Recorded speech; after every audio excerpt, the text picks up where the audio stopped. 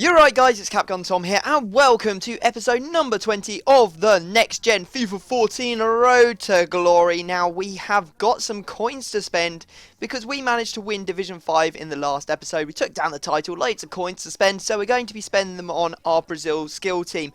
Not so much bringing in new skillers, but more sort of like shoring up the backline, the CDMs, and just making sure generally that we are a stronger team so we don't lose or concede as many goals, and therefore when we do score goals they mean more. So I picked up a Felipe Luis to start us off. I also picked up a Maicon as well. I would love to get Dani Alves, but I don't see that happening for a long time because he is very expensive and we're not getting that many coins for, winning tournaments and stuff.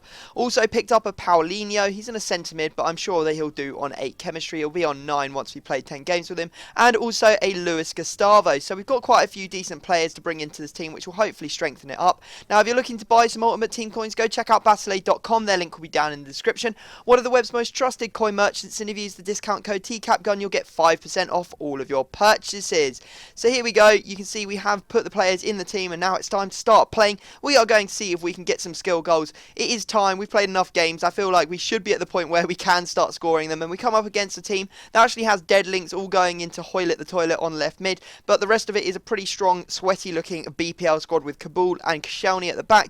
He's also got Moses, Sandro, Nzogbia, and then I think it was Ben Teke up front. Now we had a good chance here. Jadson crossing it in, and look at that. Pato stooping low to pop that one into the back of the net in the 35th minute. Not a skill goal, but a goal all the same. And it is important that we win these matches because we don't want to get relegated. That's just no fun whatsoever.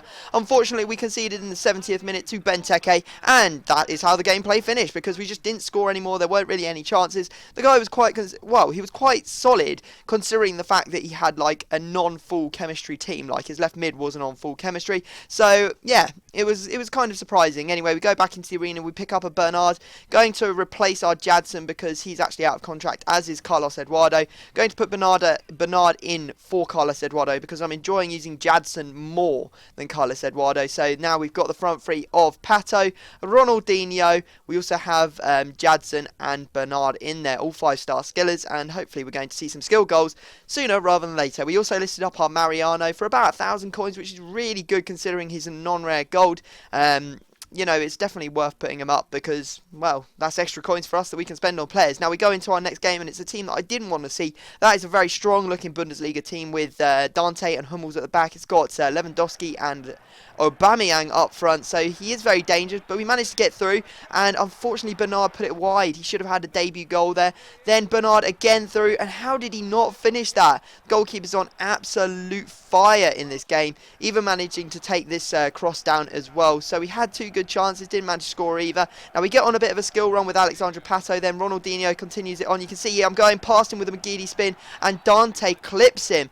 You bastard, because I was through on goal. There was no chance I was getting caught there, and thankfully the referee decides to give him a red card, and Dante really had been the problem for me in this build-up or in the game so far, so I was glad to see him off the pitch. And the guy didn't bother moving anyone into centre-back, so he only had 3 defenders. I was like, okay, this is the time to score. Didn't score the free kick, but you can see here we get down the wing with Ronaldinho. He's going to try and do a skill move, and that is a foul. Where's my penalty? The McGeady spin, he should have been sent off, and I should have had a penalty there. But fortunately, in the 83rd minute, we did finally get through with Alexandre Pato. So the skill gods are not smiling on us at the moment. We're just getting fouled every time that we get on a good skill run.